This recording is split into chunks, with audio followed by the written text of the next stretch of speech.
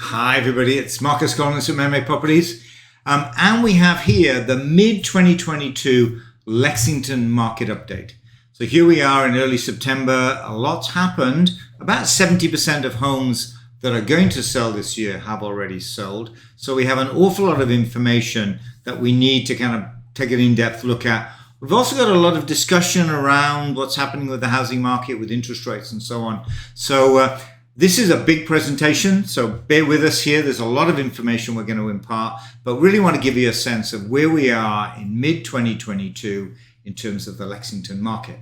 So, relatively easy to get information today, and surprisingly there's a lot of it about, but it's much more difficult to kind of take that information and distill out the salient facts, the key things that we need to consider.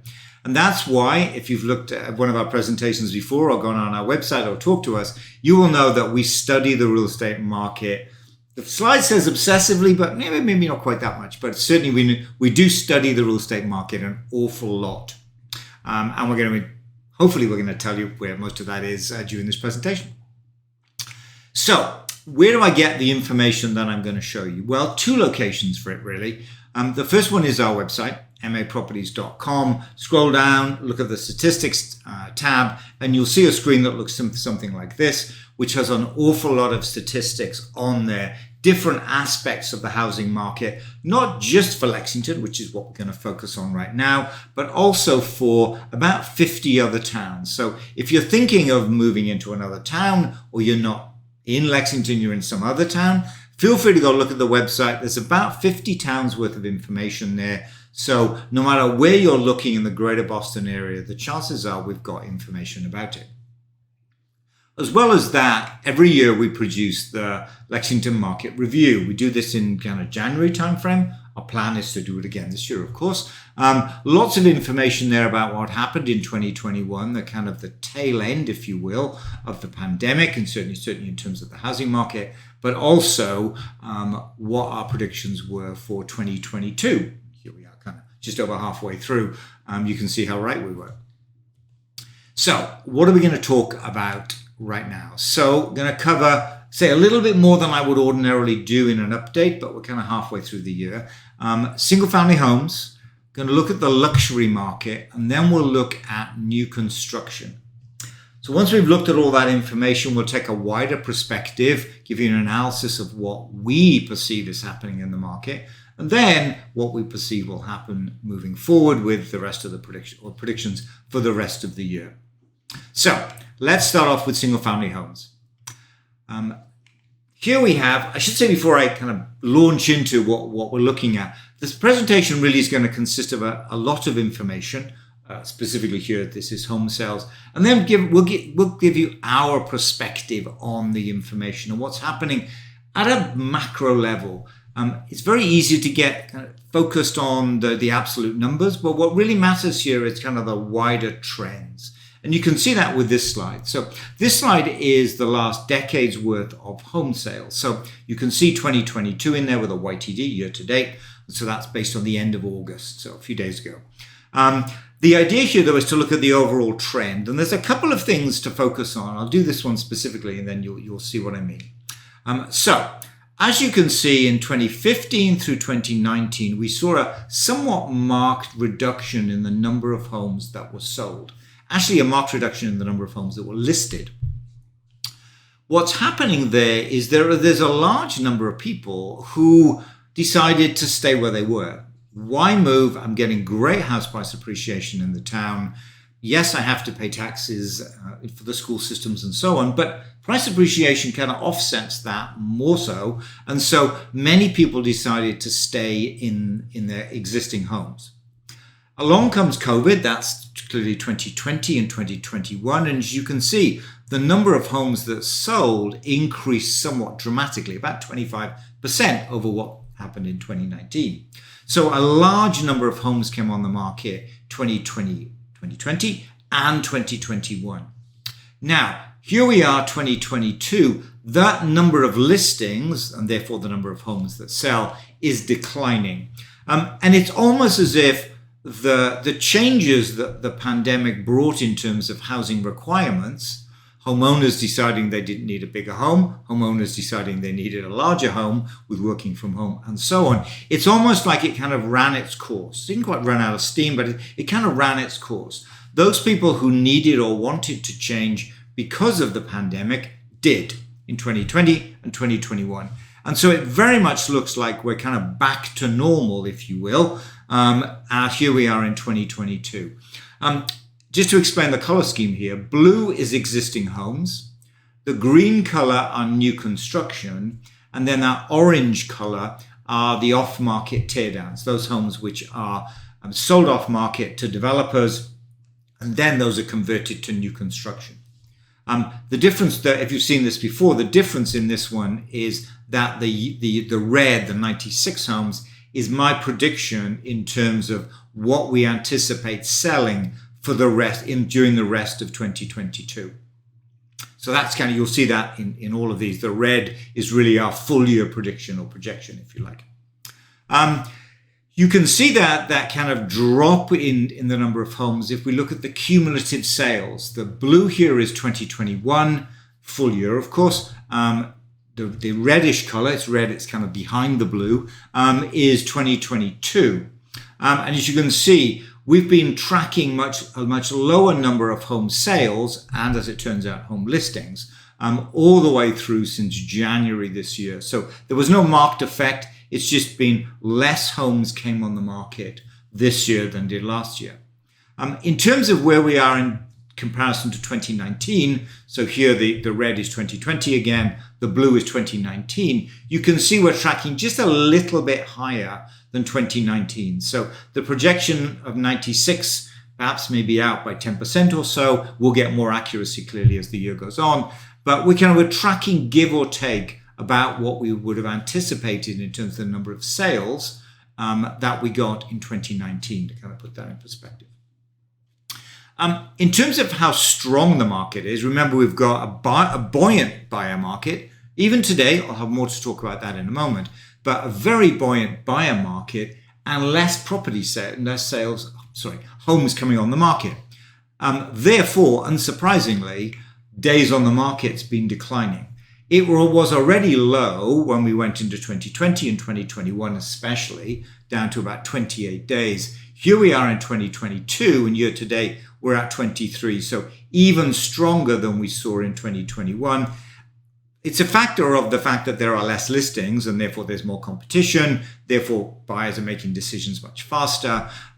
That's what's causing this. And we can see that as well in the other ratio that we closely track, which is the ratio of the sale price to the list price. So imagine a home comes on the market at 700, unlikely in Lexington, but let's make that assumption, sells for 700, that would be 100% sale price to list price ratio. And as you can see, we were at 106 last year, which is much, much higher than we've historically seen. But this year, here we are at 109. So much, much higher than we've historically seen for those ratios. We're often asked, how does that ratio change based on price point? So is that just the homes between $1 million and $1.5 million and so on? So here I'm showing the 2022, which is the blue, and 2021, which is the orange color, what that ratio is by price point. So up to 750 to $1 million, and so on. And as you can see, when you're in that $1.5 million, up to 2 million, up to 2.5 million, arguably almost up to 3 million, you've got a ratio well over 100%. It does drop off as the price increases. There are less buyers when you get to 2.5 or $3 million, of course. And so you would expect that kind of drop off. Perhaps what you wouldn't expect, certainly this year anyway, has been the up to 750 and then 750 to $1 million, which is actually below 100%. So not that much competition for what is a very affordable home. So what's going on there? What we think is going on here is that there is a large number of homeowners in Lexington thinking about, is my home a teardown? They haven't actually been maintaining their home very well. What's happened then, of course, is when that home comes on the market, it needs some work, needs some love, as one of the agents in the team calls it. And as such, the buyers are less inclined to compete for that home that does need some work as opposed to the homes over $1 million, for example, which in general don't need certainly as much, if any, work to be move-in ready. So it's that under $1 million, a number of those homes are just not what today's buyers are looking for, which is largely, to kind of put a paraphrase around it, move-in ready. And that's why we're seeing something less than that kind of 100%, much lower than we're seeing for the other price points, for those lower price points. It's kind of counterintuitive. The other question we're asked, of course, is what's happening now with interest rates? We can see a little bit of this, but there's something of a caveat to this data. So the graph you see here, it's the orange line that you're interested in. That's that sold price to list price ratio by month. So if I can just kind of highlight it here.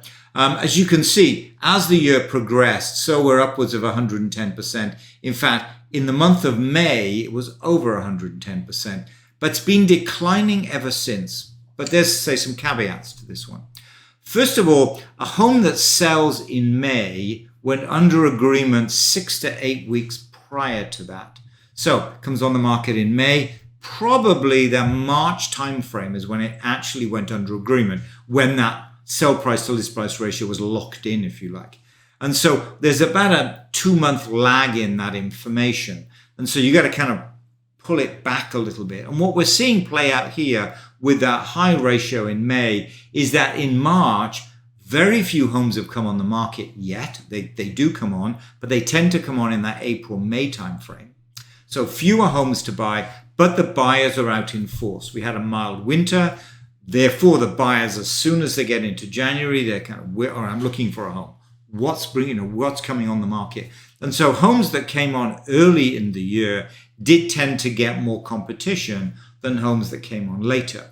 And so that decline you see there may well be some impact of mortgage rates, so we can't attribute all of that to the increase in mortgage rates, though. That's kind of the key thing. Some of that is a consequence of more homes coming on the market in May that go under agreement in May, but actually close in June, July timeframe. And so some of that decline that we're seeing now, the majority of it really is a consequence of the seasonality of the market, with more homes coming on the market in that April-May timeframe, and therefore with more homes coming on the market, buyers not having to compete quite as strongly as they had to do previously. Having said that, the market, where are we with prices? So let's kind of take a look, first of all, at average prices. The average last year been rising steadily really since 2018. You can see here 2018, 2019, 2021, and again in 22. We've really come from 1.66 last year, 1.67, upwards to just over 1.8 this year. Around about a 5% rise in prices, slightly less than we saw last year, but last year was probably about 8% from recollection. So 8% last year, 5% this year. So a steady price appreciation, perhaps decelerating slightly, but steady price appreciation. We get exactly the same when we look at median. It gives us the same kind of profile. The numbers are different, of course, because it's the median, not the average. But the profile of that price increase is the same. 2018 was kind of a static with 2017, and then it's been rising ever since. So a very strong sellers market, lots of buyers in the market. The lack of inventory, the lack of home listings has meant that buyers are having to compete. And to some extent, that's masking, if you will, the increase we're seeing in mortgage interest rates. More to say about that in a moment, but interest rates have increased. Clearly, you'll see quite dramatically, actually. But the fact that there just aren't that many homes on the market to buy means the buyers that are out there still have to compete. And so that's why we're not necessarily seeing any dramatic change in the market because of the high interest rates. So that's what's kind of happening in the single family market. Let's turn our attention to luxury. Before I do that, I should kind of define luxury, because if you look at this graph and you look at, this is the median, the average too, it's risen quite dramatically. The average now at about $1.8 million. We used to define luxury to be over $2 million, but That doesn't seem appropriate anymore. And so we've been doing that for the last 5 years, I guess. We've decided for the analysis moving forward, and certainly for the 2022-23 market review, we're going to redefine luxury as 2.5 million and above. Let's take a look at the home sales and give you a sense of what's happened in this market and why we've kind of come to that conclusion or made that decision. As you can see, this is 2.5 and above is our luxury. As you can see, up to 2019, there really weren't that many luxury homes selling in Lexington. 6, 7, 8 probably was all we saw in 2019. But we've seen a dramatic rise, and it's continued in 2022, in terms of the number of luxury homes that are being put on the market and therefore selling. And it seems pretty clear that whereas, say, back in 2018-19, Lexington had an artificial, I guess, a glass ceiling, you might call it, of perhaps 2.5 million, 1 or 2 went above that, but very few. That's been shattered, and now homes that come on the market in the 3, is quite common, and even in the $4 million, they're actually selling. So luxury has very much grown. We're now able to hold our own with the likes of Wellesley and Weston and Newton and so on, which wasn't necessarily the case 3, 4, 5 years ago. So Lexington very much on luxury buyers' radar, if you will, in terms of that. So large number of sales. Again, green is new construction, blue is existing homes, and then that red is my full year projection. So it looks like we will exceed the number of over $2.5 million homes in 22 versus 2021 by opposite of about 10 homes. Days on the market are kind of interesting too. Been declining steadily. 38 is where we are this year. Higher than we have with the market in general, no surprise there, of course, but still 38 is a very low number. You can see how strong the market is perhaps more clearly when we look at the sale price to list price ratio. For luxury homes, it's always been in the 90s. Some years it would be in 98, other years it'd be 95, but it was always in that kind of mid to high 90s. This year it's over 100%. So what that says is for homes over 2.5 million, buyers are willing and having to and are willing to compete and drive the price higher for homes in that price range. So that's a good thing. That really does say this is a very, very strong market for luxury homes, over $2.5 million homes. So definitely a change we've seen over the last 3 years as it, as I say, very much come on the radar of luxury buyers. New construction next. Big market, clearly, but interesting this year. Again, we're going to look at new construction sales. Actually, less new construction sales this year than we saw in the last 3 years, in fact. You can see we're currently at 32. I'm projecting about another 11 homes will sell throughout the rest of 2022. But that's less than we've seen in 2021. Hard to know all the reasons, but I think one of the reasons here is if you think about new construction in Lexington, it's not built based upon free land. There is no available land, I should say, not free land, available land. It's based on teardowns, homes that are bought by developers, torn down, and then new homes are built. So there's definitely a shortage of land, available land to buy.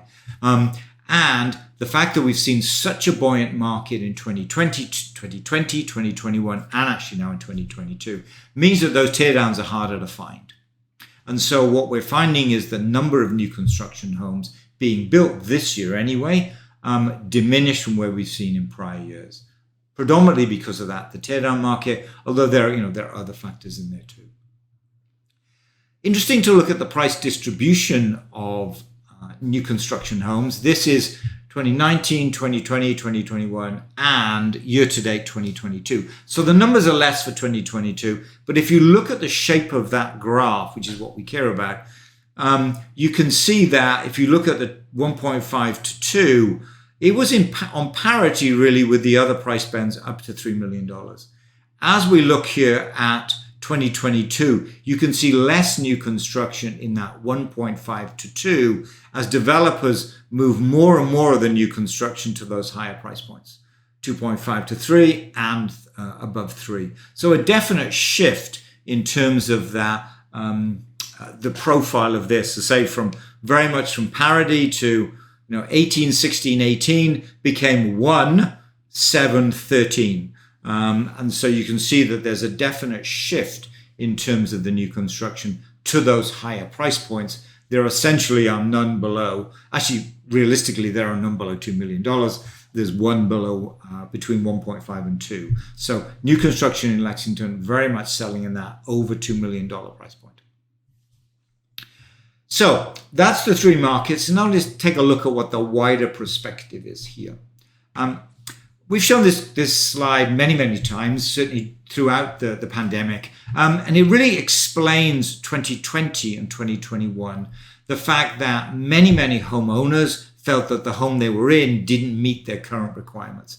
They needed somewhere larger. They needed somewhere smaller. They were willing to move further out because they didn't have to commute into Boston and so on. So a big churn in the market for 2 years. Now that's beginning to kind of subside as we get back to business as usual, if you like. So given that we're getting back to business as usual, what's going to drive the housing market moving forward? To understand that, we need to look at some demographics. And what we see here is the demographics for the United States. Males are blue, females are red. What we care about, though, is how many people are in each age bracket. An age bracket runs from under 5 all the way up to 85 years and older. And there are two specific areas that I've highlighted in yellow here, which are important to the housing market. The upper yellow bar is people between 55 and 65. They are the baby boomers, born after World War II and the aftermath of World War II, now thinking about retirement and therefore downsizing. So they're going to sell their existing home and buy another home. So there's activity in the housing market because of that. The lower yellow bar are the first-time home buyers, the millennials and so on. They are looking to move out of their rentals and get into their first-time home. So they're driving the market too. And it's really the combination of downsizers, both selling and buying, and first-time home buyers buying is what drives the market. There's clearly people move up buyers and so on. But this is really the key driver for the market. And when we were giving these presentations back in 2017 and 18, this is exactly what we were talking about. This is what's driving today's housing market. And we would characterize the difference between, for example, Lexington dominated to some extent by move-up buyers as well as downsizers, buyers moving into the town who had an existing home. And then we would juxtaposition that with, for example, Arlington, where downsizers moving into that town, but also first-time home buyers moving into that town. And that was why Arlington was always a stronger market than Lexington in terms of those key metrics that I showed you, in that they were an ideal destination for both downsizers and first-time home buyers. So that's what's driving the market today. Now, no conversation today would be complete without a discussion of interest rates. So let's kind of have that conversation. What you see here is the interest rates since 2020. The orange bar is the 30-year fixed. The blue is the 5-1 arm, and it's the average done once a week, actually. As you can see, as we look at this time frame here, that the last 2 to 3 months, interest rates have taken a dramatic rise. And that's had a material impact on buyers' ability to pay, or to repay, I guess, their mortgage, and therefore their ability to pay for the home. A couple of things have happened that have kind of changed that to some extent, though. First of all, you can see the orange bar is much higher than the blue bar, or the blue line. That's, say, 30-year fixed versus 5-1 arm. What we're finding is a large number of buyers switching to that arm interest rate, specifically first-time home buyers who probably are going to be in their home for 5-8 years, really much longer than that. Why lock into a 30-year fix when I can get a much lower rate for the 5-1 arm? And so buyers are mitigating that interest rate rise by shifting their interest rate their mortgage product. So that's one thing that's happened. The other thing we're seeing, and we've always seen it here in Lexington, we're seeing it in other towns now, is really the increase in the number of two-income families here. Where you've got two incomes, that therefore allows a buyer buyers, in the case of, of a family, for example, to be able to afford more. And so offsetting some of these interest rate rises by actually having two incomes coming in. So a couple of reasons why it's not having as big an impact here in Greater Boston, specifically here in Lexington, as we would expect. Buyers also that have a home to sell, if they're selling an existing home, their mortgage is rarely at 85%, usually at a much lower loan to value ratio. And therefore, they're less impacted by this too, because in general, they're borrowing less. So that's the other reason why we're seeing it not having as much of an impact. It seems pretty clear, though, that mortgage interest rates at this level are here to stay. The blue here is the actuals up to 2022 Q2. And the green is the predictions for the rest of this year and into 2023. A little bit of a caveat on the accuracy of these. These are not my predictions. These are from the Mortgage Banker Association. But they've never been particularly accurate. But I think it does give you a sense of where they anticipate the trend going slightly higher in Q3 with potentially, let's kind of hold that one. Maybe this is wishful thinking on their part to some extent, but staying certainly above that kind of 5 or at or above that 5% level all the way through to the end of next year, 2023. Buyers may as well as kind of mitigating this, may just get used to it. It's a bit like gas prices. When you've been paying $4 and $4.50 a gallon, you kind of get used to it. And there may well be some of that going on in buyers' minds as well, as they say, well, yeah, I realize interest rates are at 4.5% for my 5-1 ARM. It is what it is. I really have to continue with life. So let's go ahead and buy the home we're looking for. So that's where we are with interest rates. Not having that big an impact here, certainly not as big as it's having in the rest of the country. And that's the challenge with discussion around, for example, a housing bubble. This was about 3 months ago, I think, maybe 2 months ago. Discussion, are we heading for a housing bubble? Well, maybe not. Not here, perhaps in other towns and other parts of the country, but it doesn't look to be the case here. But there's a little bit of a caveat to that. Here we have the median sale price for Arlington. What's particularly interesting is the difference between 2021 and 2022. Bear in mind, this is the median. So I've taken out the skew of the average. This is the median. We've seen about a 30% rise in the median sale price, 2021 versus 2022. That's a huge increase. For comparison, Lexington's at 5. So there is a question, I think, in some towns as to whether the increase that we've seen or are seeing is certainly sustainable. And, a lot going on here in terms of two incomes meaning they can afford this, and so on. Downsizers having additional equity in their home because the housing market in a Lexington or a Winchester has been very buoyant. Therefore, they're able and or willing to buy, for example, in an Arlington. But I think there is a question, if we can justify some of it, I'm not sure I can justify a full almost 30% rise, I have to say. I was asked that the other day, and I can justify it to some extent. I'm not sure I can justify it totally. And then the question becomes, and then the kind of follow on from that, what's going to happen in 2023? Are we going to see a slowing down in price appreciation? The answer is clearly yes to that one. The question is, will that be a decrease in prices? And there I'm not sure yet. There I think we do need to see what's going to happen through the rest of this year, whether this increase in addition to the increase in mortgage interest rates will begin to have a material impact, and that median price begins to decline, certainly from the high we're seeing here in first 8 months of the year.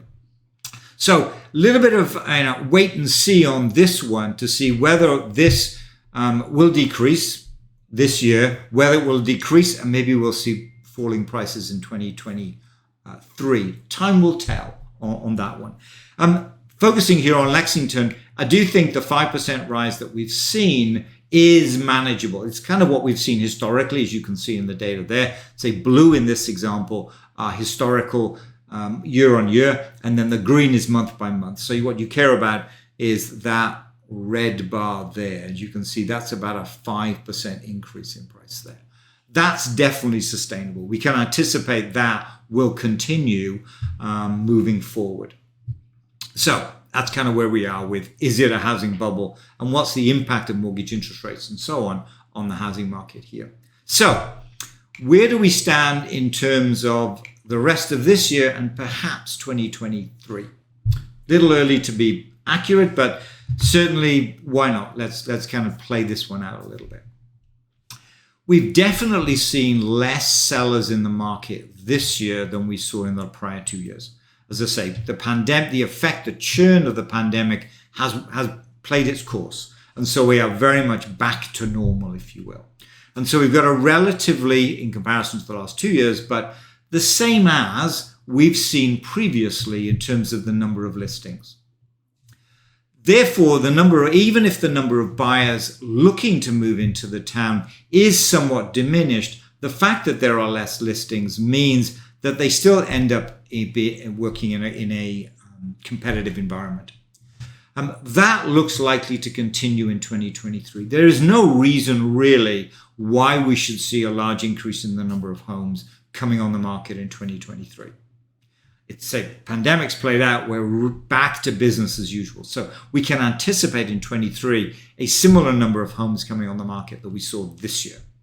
Now, this year we've definitely seen more buyers than there are listings, and therefore a buoyant market, although not red hot, if you will, not a frothy market as we just showed with Arlington. So a competitive market and a healthy, sustainable competitive market, I think is how I would describe it. So throughout the rest of this year, throughout 2023, as best we can see today, I think we're going to see a competitive market for today's buyers, a seller's market, but a sustainable seller's market through the rest of this year and through next year.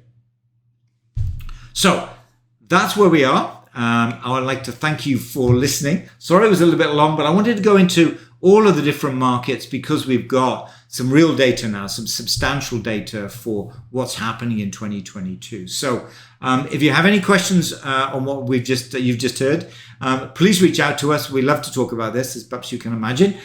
So we have lots of more information that we can share with you and insight as well. So please, if you have any questions, please reach out to us.